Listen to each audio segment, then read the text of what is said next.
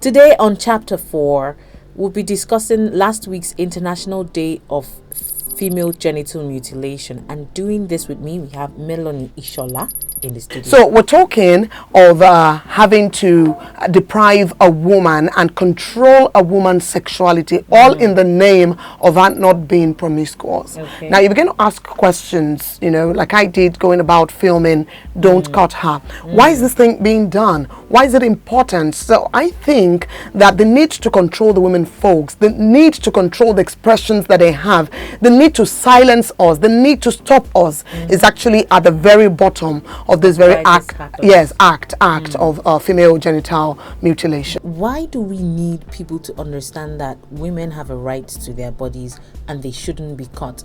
Because people just grew up into it and they don't quite know exactly what it does to women. So people have said knowledge and understanding, they quite look alike. You said, why do we need to understand? Now, so a lot of people know of this, like I've been asked, and I say no. People are no longer ignorant of the fact that this act is wrong, it is barbaric, and it should stop. But they do not quite understand why it should stop. Okay. There are 4 things that we found out.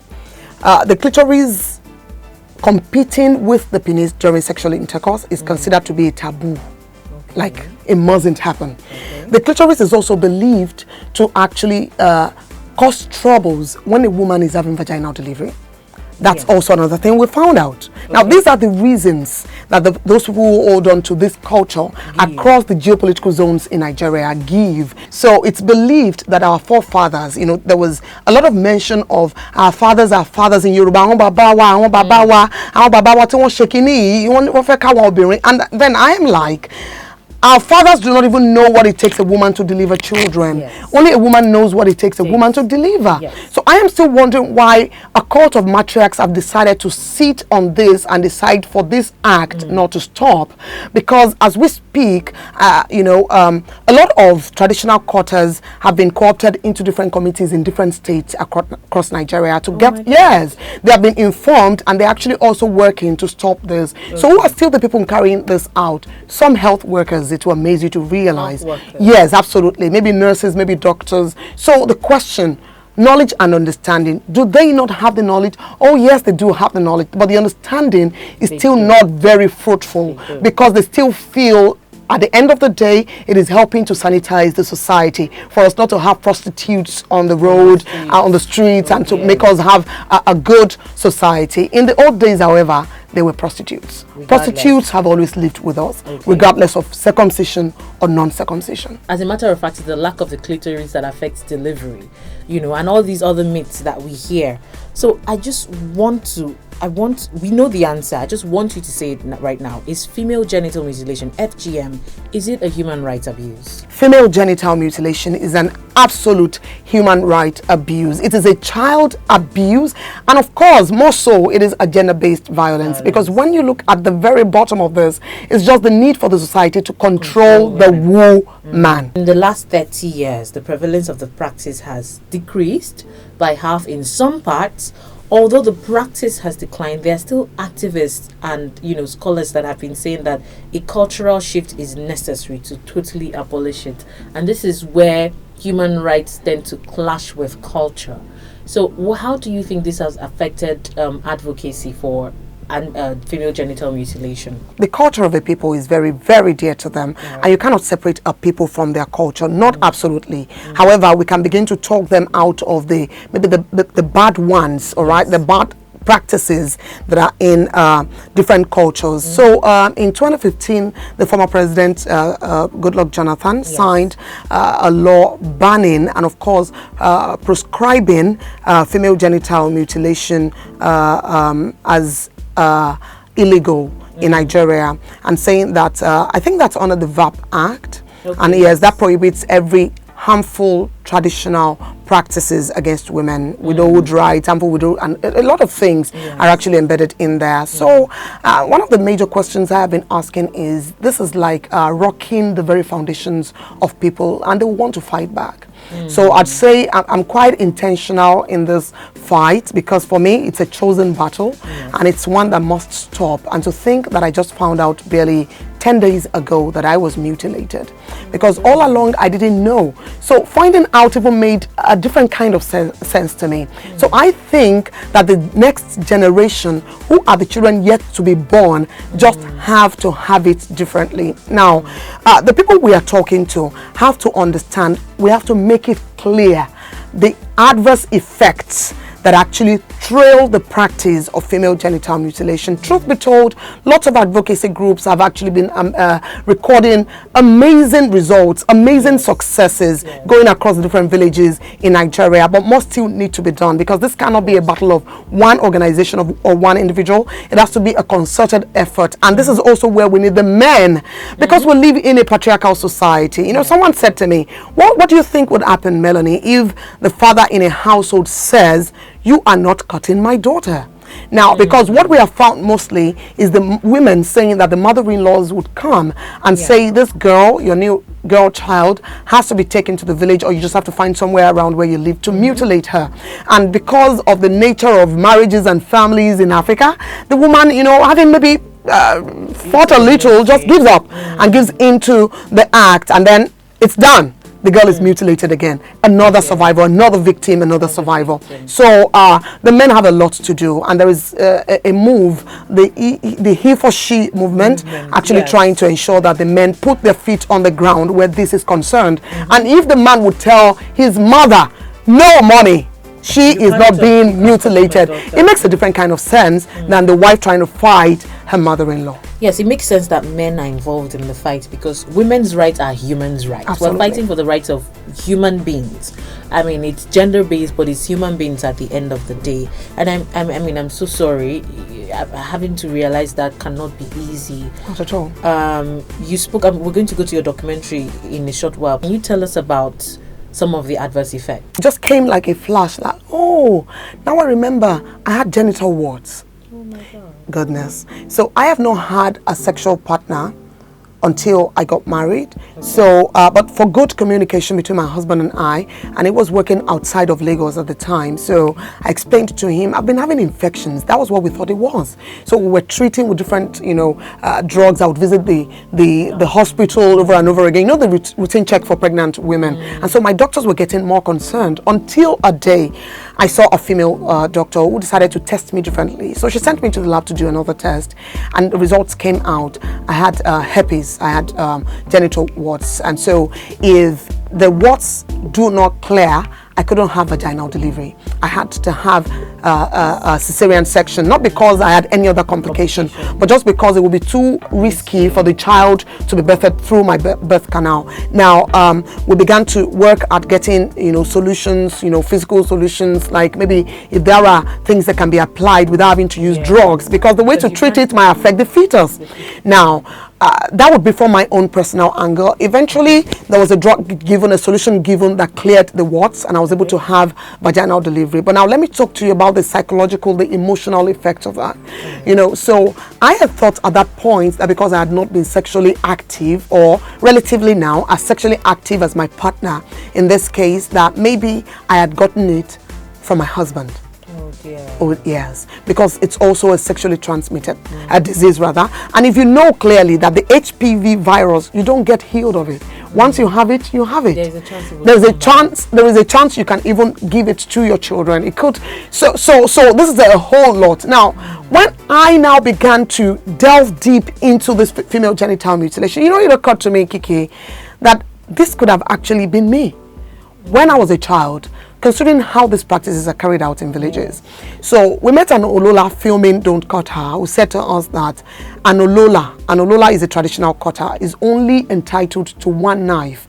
It means it is with this one knife that the cutter cuts everybody that he has to cut. Goodness. And in those days, they do it like a traditional rite, where lots of girls are just laid bare on the floor, whether the younger ones or even the older girls, and the exercise just goes on, simultaneously like that. So you imagine a child who maybe has some hereditary infections, who's being cut, and the same knife on a different blood on another body with a different blood, and it goes on and on.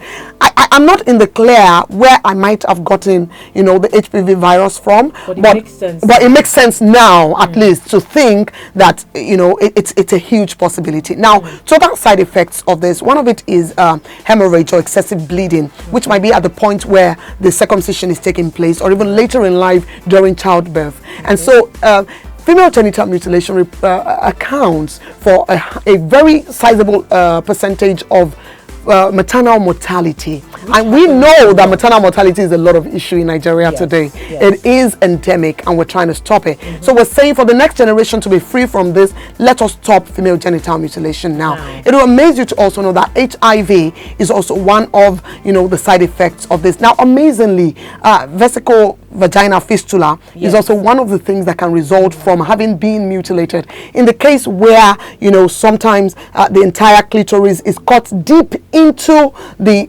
urinary tract, and it can cause all manner of, you know, troubles for the woman. Now, there are different types, all right, and with the different types comes the different side effects. In some cases, even keloids, where you see a vagina that is blocked. It's very popular in this part of the country, and we wonder why. It's very unfortunate. Your documentary, Don't Cut Her, it was very insightful. You know, it was a deep dive into the culture of FGM. So I want to ask you about that and what the response has been, and, you know, the idea behind doing the video, how hard it must have been to film it, because you really went, it was a deep dive. Absolutely. It was a deep dive. So how hard was that for you, and what are the human rights outcome of it? So in 2015, I think that was like the first time I was placing a human face to female genital mutilation, not knowing at that time that I was a survivor. Absolutely. So my aunt was trying to give me premarital counseling, and she was trying to tell me the import of sex in marriage as a duty beyond pleasure, that I just have to, you know, be open to carrying out the act, even times when I do not feel like it, and the rest of that. So she said all that, and, you know, in my usual very playful nature, I was just like, oh, tell me more, tell me more. And my cousin was around, who was apparently also mutilated. She was given birth to in my village. So I thought because I was given birth to in the city, they never did it to me. And because I didn't ask question, I didn't know until I asked my mom, literally, Mom, was I mutilated? And then I got my answers. So having gone through that, so I just really felt pity. And to take it further, then I had to interview 3 women last year as International Day of Zero Tolerance against female genital mutilation. And these women laid it bare. They said it the way I'd never heard it before. And it became a burden on my heart, and I knew, oh, I truly must do this. I remember telling colleagues way back, Kiki, I must have told you that, oh, I think I need to do a documentary on female genital mutilation, not even knowing what I would be finding out. So upon the travels and the rest of that, one of the things that shocked us, you know, my team and I, was the apparent and the conscious effort of the locals to conceal information. You know, one of the market women we spoke to had said specifically, we don't know why they said there were no reasons. Yes, that's what she said. There were no reasons for we don't even know the reasons for doing female genital mutilation. Are there reasons for doing female genital? And I was in shock. But thank God we were speaking to about 3 or 4 women at the same time. So the other one decided to just oblige us and lay bare. And she said, well, our forefathers said if we do not do it, women will become promiscuous. And as she was about to actually unveil that, the woman who had first told us that they do not know, was actually to, you know, like tap her and hush her from speaking. And I, you know, it really broke my heart. But I am so grateful for such a woman who spoke, because she now passed the baton to the other woman after her, who now helped us to unravel a lot of mysteries regarding female genital mutilation. And, you know, from that point until, I remember a grandmother, you know, who's also a laborer in the villages on stopping female genital mutilation, who said to us that upon her first exposure to this information about female genital mutilation, she had to go back home and apologize to her husband, a grandmother. We're talking of a woman of over 70, that she had to go apologize to her husband, saying she's so sorry. All the years she was never willing to give in to sex, it was because she couldn't, because of what had been done to her, because it brought her too much pain. And she never looked forward 70 to years. it. Absolutely. It's just, if we want to tackle this form of human rights violation, there's so many things to tackle. There is viewing women as humans, as equal humans, not things that need to be controlled. There is a culture of silence that needs to be stripped. There is so many things. There is caring about women's health, and there is also culture. All right, so you spoke about why you went into that region to film. Now, looking at a United Nations Populations Fund statistics, Osun State has the highest rate of female genital mutilation in Nigeria, with a 73.6% prevalence in Ekiti, Oyo, Ebonyi, Imo, and Lagos. Lagos following close behind. It's ridiculous. And just as a closing, what do you want to take us into the minds of why this is happening in a so-called mega city? Absolutely. So ever since the release of the trailer of the documentary, because the documentary is still set to drop on the 20th of February. Okay. So we've had lots of conversations. This has generated amazing conversations, and some of them will break your heart, some of them will gladden your heart that, oh, I think I'm doing something great. And some of them, they are just deep criticisms of people, of patriarchs who believe that women just must be stopped. And I said to one of them, this is the height of hypocrisy. Okay. So you want the woman to give you pleasure, but she cannot even feel the pleasure, and you want to be pleasured. Now, we are being reduced to just receiving the semen and producing children. How about the sexual ecstasy that is our fundamental human right? Let's not play hypocrites here, all right? And, in one of these feedbacks, a lady said to me that her friend said, and she's trying to reach out to me, she eventually did, that her landlady at Ikorodu, as we're speaking, still practices female genital mutilation, and she does it in her neighborhood. Absolutely. Okay. She does it to people in her neighborhood. They bring the children into her house, and my team and I, as we speak, are trying to actually look for how to burst her, because at this age and time, I think because there are laws in virtually all the states of Nigeria. I speak of Oyo State, where there are two standing laws criminalizing this act. The 2006 Child Right Act and the 2016 Violence Against Women law that actually gives even as much as 20,000 in the latter and 100,000 fine in the former and the latter, pardon me, and of course 2 or 4 years jail term. I asked when I visited the Ministry of Women Affairs at Ibadan, who has been jailed?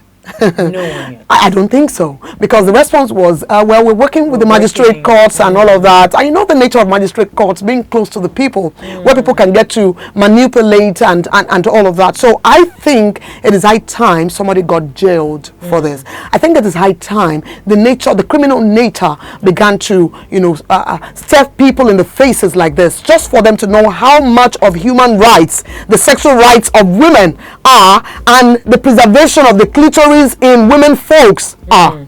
We don't want it caught anymore, because this has to be a concerted effort. There is a hashtag, don't cut her, that is we're trying to get to trend right now. I think everybody should make a post about female genital mutilation. If you're having issues, drawing up content of what to post, just visit at Melony Ishola, and you can get things to retweet and to ensure that somebody out there gets the right kind of education.